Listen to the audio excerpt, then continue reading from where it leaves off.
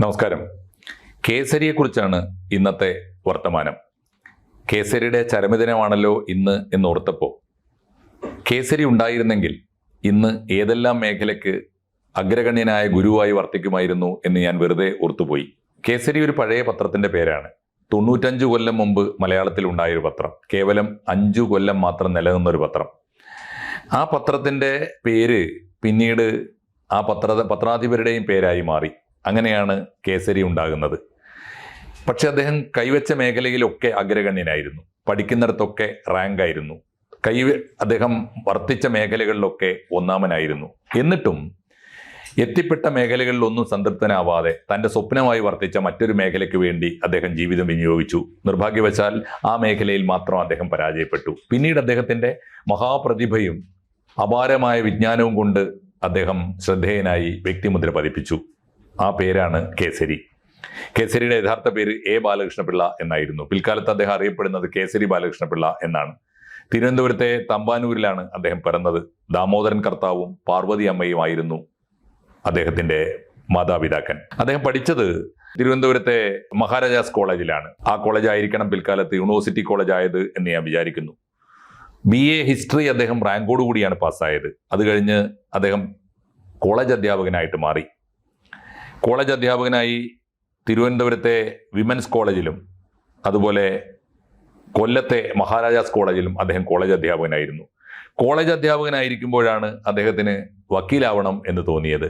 അദ്ദേഹം വക്കീൽ ആയി പഠിച്ചു. ഈവനിങ് ക്ലാസ്സിൽ പോയിട്ടാണ്, ലോ കോളേജിലെ ഈവനിങ് ക്ലാസ്സിൽ പോയിട്ടാണ് വക്കീലായത്. ചെറിയ വക്കീലായിരുന്നില്ല, പേരുകെട്ട വക്കീലായി. അന്നത്തെ ഹൈക്കോടതി വക്കീൽ തന്നെയായി. അതുകൊണ്ടും അദ്ദേഹം സംതൃപ്തനായിരുന്നില്ല. വക്കീലായിരിക്കുമ്പോഴും കോളേജ് അധ്യാപകനായിരിക്കുമ്പോഴും അദ്ദേഹത്തിൻ്റെ മനസ്സിലുണ്ടായിരുന്ന മോഹം പത്രപ്രവർത്തകനാകണം എന്നാണ്. അങ്ങനെയാണ് അദ്ദേഹം കോളേജ് അധ്യാപകന്റെ ജോലി രാജിവെച്ച് പിന്നീട് ഹൈക്കോടതി വക്കീലായി. വക്കീൽ പണിയും ഉപേക്ഷിച്ചിട്ടാണ് അദ്ദേഹം പത്രപ്രവർത്തകനാകുന്നത്. സമദർശി പത്രത്തിന്റെ പത്രാധിപരായി 1922 അദ്ദേഹം സ്ഥാനമേൽക്കുന്നത്. അതിന്റെ ഉടമ കുളക്കുന്നത്ത് രാമൻ മേനോൻ ആയിരുന്നു.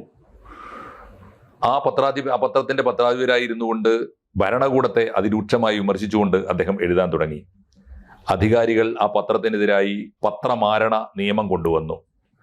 ഉടമയെ ബുദ്ധിമുട്ടാക്കുന്ന അവസ്ഥ വന്നപ്പോൾ, തൻ്റെ എഴുത്തുകൊണ്ട് ആ പത്രത്തിന്റെ ഉടമ കഷ്ടപ്പെടുന്നു എന്ന അവസ്ഥ വന്നപ്പോൾ 1926 4 കൊല്ലത്തിന് ശേഷം അദ്ദേഹം ആ പണിയിൽ നിന്ന്, പത്രാധിപ ജോലിയിൽ നിന്ന് രാജിവെച്ചു. അതോടുകൂടി അദ്ദേഹം 2 തീരുമാനങ്ങൾ എടുത്തു. ഒന്ന്, പത്രപ്രവർത്തനം എന്ന ജോലി മാത്രമേ ഇനി ഞാൻ ജീവിതത്തിൽ ചെയ്യുകയുള്ളൂ. ഓർക്കണം, അദ്ദേഹത്തിന് ചെയ്യാൻ സാധ്യമല്ലാത്ത ജോലികളില്ല. ആകർഷകമായ ജോലികളിലാണ് അദ്ദേഹം ഉണ്ടായിരുന്നത്.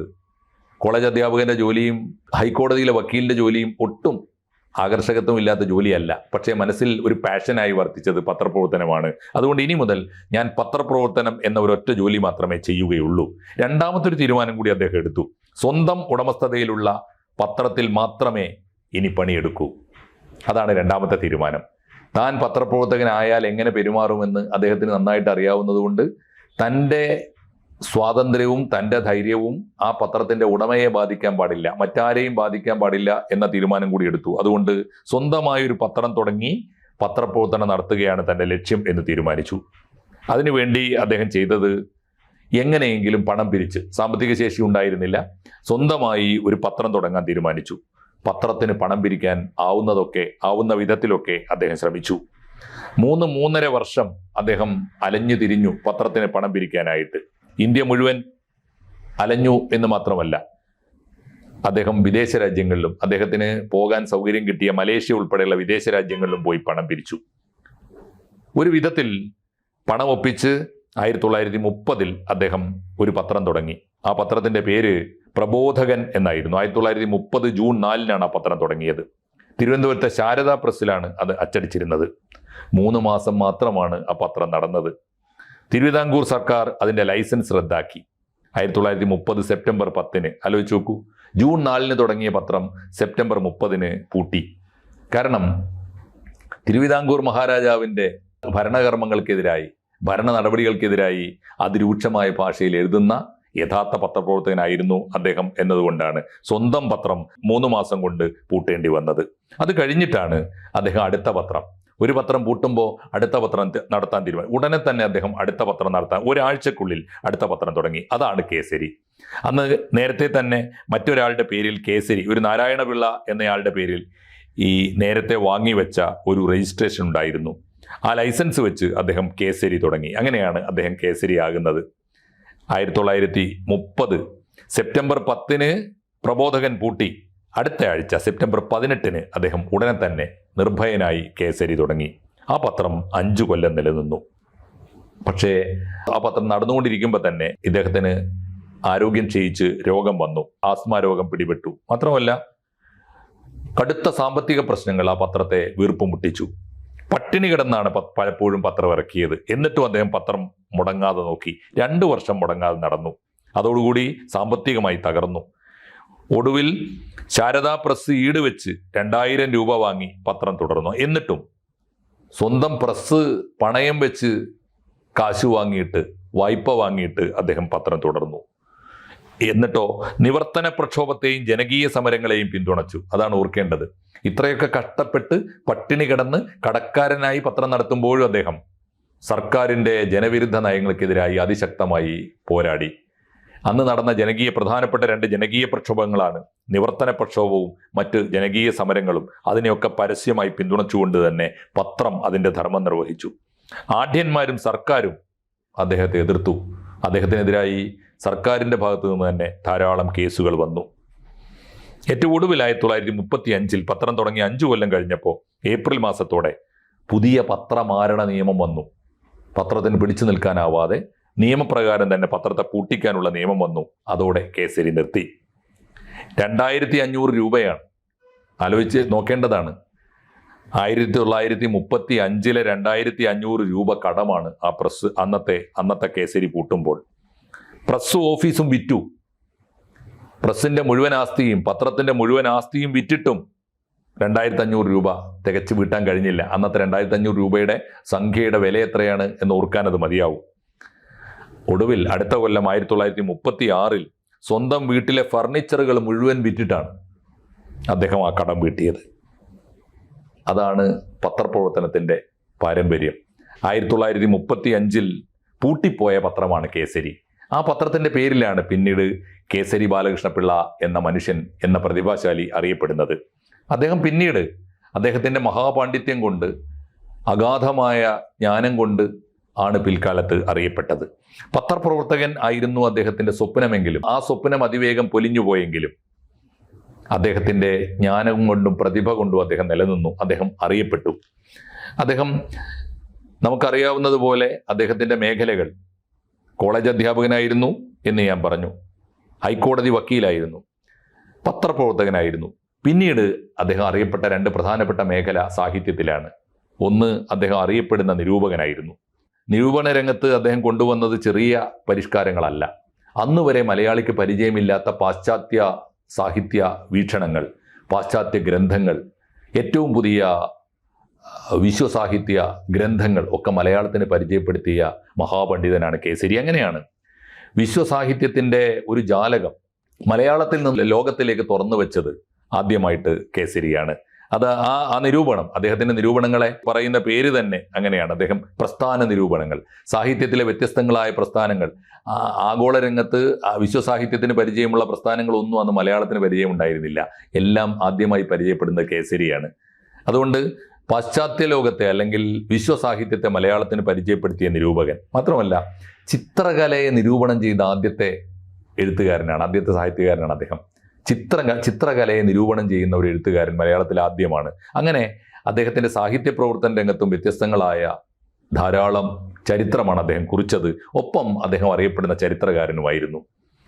ചരിത്ര ഗ്രന്ഥങ്ങൾ തന്നെ കേസരി ഒരുപക്ഷെ മലയാളത്തിലെ ആധികാരികമായ, അന്നുവരെ പലരും അന്വേഷിച്ചു പോയിട്ടില്ലാത്ത മേഖലകളിൽ നമുക്ക് അറിയേണ്ടിയിരിക്കുന്ന നമ്മുടെ സംസ്കാരത്തിൻ്റെ എത്രയോ അറകളിലേക്ക് ആഴത്തിൽ ഇറങ്ങിച്ചെന്ന് ഏറ്റവും ഗംഭീരമായ ചരിത്രരചനകൾ നിർവഹിച്ച ഒരാൾ കൂടിയാണ്. മൊത്തത്തിലെടുത്താൽ കേസരിയുടെ പുസ്തകങ്ങളുടെ എണ്ണം 41, ചെറുതും വലുതുമായ സാഹിത്യവും നിരൂപണവും ചരിത്രവും എല്ലാം ചേർത്ത് അദ്ദേഹത്തിൻ്റെ പുസ്തകങ്ങളുടെ എണ്ണം 41.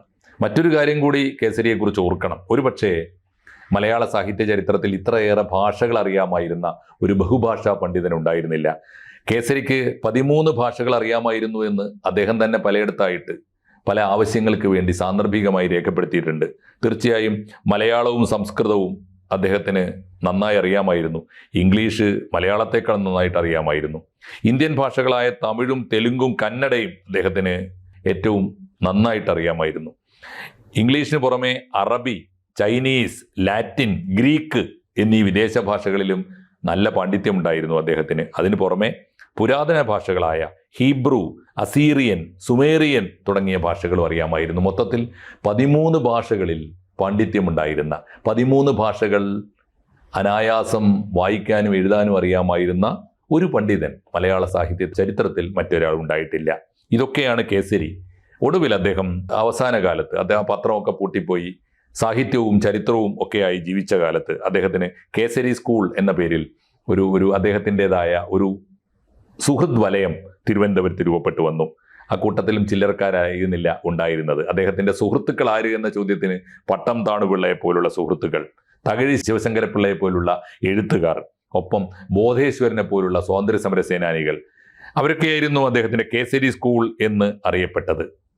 മാത്രമല്ല, അദ്ദേഹത്തിന് കിട്ടിയ ഏറ്റവും വലിയ സൗഭാഗ്യങ്ങളിൽ ഒന്ന്, അദ്ദേഹത്തെ തിരുവനന്തപുരത്തെ മഹാരാജാസ് കോളേജിൽ അദ്ദേഹത്തിൻ്റെ അധ്യാപകൻ ആരായിരുന്നു എന്നതിന് നല്ല ശിഷ്യന്മാർക്ക് എപ്പോഴും മികച്ച ഗുരുക്കന്മാരുണ്ടാകും എന്ന് പറയാറുണ്ട്. പണ്ഡിത വരേണ്യനായ AR രാജരാജവർമ്മയായിരുന്നു അദ്ദേഹത്തിൻ്റെ ഗുരു. അതുകൊണ്ട് നല്ല ഗുരുവും നല്ല സുഹൃത്തുക്കളുമായി ജീവിച്ചു വന്നു.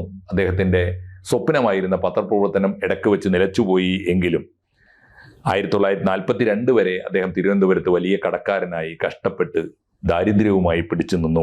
പിന്നീട് അദ്ദേഹം ഭാര്യ വീടാണ് വടക്കൻ പറവൂര്, എറണാകുളം ജില്ലയിലെ വടക്കൻ പറവൂരിലേക്ക് മാറി. മാടവനപ്പറമ്പിൽ ഗൗരിക്കുട്ടിയമ്മ എന്നാണ് ഭാര്യയുടെ പേര്. ഒരു കുഞ്ഞു മാത്രമേ, ഒരു മകളുണ്ടായിരുന്നു. അവർ നിർഭാഗ്യവശാൽ 9ാം വയസ്സിൽ മരിച്ചു.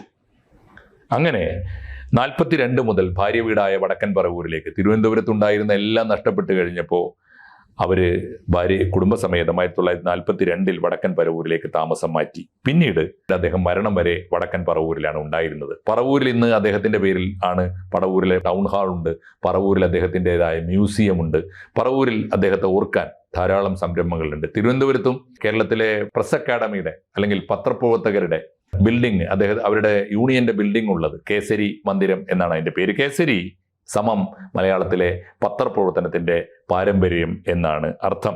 ഇന്ത്യയിലെ തന്നെ വൈജ്ഞാനിക മണ്ഡലത്തിലെ മഹാഗുരു എന്നാണ്. അതുകൊണ്ട് കേസരി ഇല്ലാത്ത കാലം കഴിഞ്ഞ 65 കൊല്ലമായി കേസരി മരിച്ചിട്ട്. കേസരി മരിക്കുന്നത് 1960 ഡിസംബർ 18-നാണ്. കേസരി മരിച്ച് 65 കൊല്ലമായി എന്നറിയുമ്പോൾ ഞാൻ ഓർക്കുന്നത്, ഏതൊക്കെ മേഖലയിലാണ് ഇന്ന് കേസരി ഉണ്ടായിരുന്നെങ്കിൽ ഏതൊക്കെ മേഖലയ്ക്ക് വെളിച്ചം പരത്തുന്ന ഗുരുവായി മാറുമായിരുന്നു. അല്ലെങ്കിൽ കേസരി ഇല്ലാത്തത് കൊണ്ട് ഏതൊക്കെ മണ്ഡലങ്ങളാണ്. ഒരുപക്ഷെ ഇത്രയേറെ മണ്ഡലങ്ങളിലേക്ക് വഴികാട്ടിയ മറ്റൊരു ഗുരു മലയാളത്തിനുണ്ടായിട്ടില്ല. പിൽക്കാലത്ത് കേസരിയുടെ പേരിൽ ഒരു പത്രം, ഒരു വാരിക മലയാളത്തിൽ വന്നു. അത് പക്ഷേ 1951-ലാണ്, 15 വർഷം കഴിഞ്ഞിട്ട്. കേസരി പൂട്ടിപ്പോയി. 15 വർഷം കഴിഞ്ഞിട്ടാണ് 1951-ൽ കേസരി എന്ന പേരിൽ ഒരു വാരിക കോഴിക്കോട്ട് തുടങ്ങുന്നത്.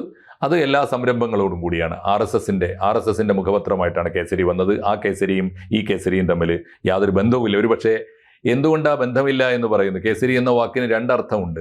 വാക്കർത്ഥം എടുത്താൽ കേസരിക്ക് 2 അർത്ഥമുണ്ട്. ഒന്ന് സിംഹമാണ്, മറ്റൊന്ന് കുങ്കുമമാണ്. ഒരുപക്ഷെ ആദ്യത്തേതാണ് സാക്ഷാൽ ബാലകൃഷ്ണപിള്ളയുടെ കേസരിക്ക് കരുത്ത് പകരുന്ന ഒരു സിംഹമായിരുന്നു. ഒരിക്കലും നിലക്കാത്ത, ഒരിക്കലും പതറാത്ത, ഒരിക്കലും നിലച്ചു പോകാത്ത ഗർജനമായിരുന്നു കേസരിയുടേത്. കുങ്കുമം എന്നർത്ഥം വരുന്ന, സഫ്രോൺ എന്ന അർത്ഥത്തിലായിരിക്കണം പിന്നീട് കേസരി എന്ന വാരിക തുടങ്ങിയപ്പോൾ RSS അവരുടെ മുഖപത്രത്തിന് ആ പേരിട്ടത് എന്ന് ഞാൻ വിചാരിക്കുന്നു. മറ്റൊരു കാരണം കൂടി ഉണ്ടാകാം RSSന് കേസരി എന്ന് പേരിടാൻ. അത് പണ്ട് ബാലഗംഗാധര തിലകൻ പൂനെയിൽ ഒരു മറാഠി പത്രം നടത്തിയിരുന്നത് കേസരി എന്ന പേരിലാണ്. അത് ഈ സിംഹം എന്ന അർത്ഥത്തിലാവാം. എന്തായിരുന്നാലും തീർച്ചയായിട്ടും കേസരി ബാലകൃഷ്ണപിള്ളയുടെ പാരമ്പര്യത്തിന് പിൽക്കാലത്ത് അതേ പേരിൽ ഒരു തുടർച്ചയായി മലയാളത്തിൽ വാരികയെങ്കിലും ഉണ്ടായി. കേസരിയുടെ ലോകം പക്ഷേ മറ്റൊന്നായിരുന്നു. അത് അങ്ങേയറ്റം വിജ്ഞാനത്തിൻ്റെ, ധീരതയുടെ, ത്യാഗത്തിൻ്റെ വലിയൊരു പാരമ്പര്യമായിരുന്നു. കേസരി നമ്മെ എന്തൊക്കെ പഠിപ്പിക്കുമായിരുന്നു എന്ന് ഇന്ന് ഓർക്കാൻ പോലും കഴിയാത്ത വിധം. കേസരി ഉണ്ടായിരുന്നെങ്കിൽ എന്ന് ഓരോ മണ്ഡലത്തിലും നമ്മൾ ഓർക്കുന്ന വിധം അത് സാഹിത്യത്തിലായാലും പത്രപ്രവർത്തന രംഗത്തായാലും അധ്യാപന രംഗത്തായാലും നമ്മുടെ നിയമരംഗത്തായാലും ചരിത്രകാരന്മാരുടെ രംഗത്തായാലും കേസരി എന്ന ഒരു മഹാഗുരുവിൻ്റെ കുറവ് അനുഭവിക്കുന്നത് കഴിഞ്ഞ 65 കൊല്ലം കഴിഞ്ഞിട്ടും തത്തുല്യനായ ഒരു ഗുരു മലയാളത്തിന് ഉണ്ടായില്ലല്ലോ എന്ന സങ്കടത്തോടെ കേസരിയുടെ ഓർമ്മകളെ നമിച്ചുകൊണ്ട് ഈ വാക്കുകൾ അവസാനിപ്പിക്കട്ടെ. നന്ദി, നമസ്കാരം.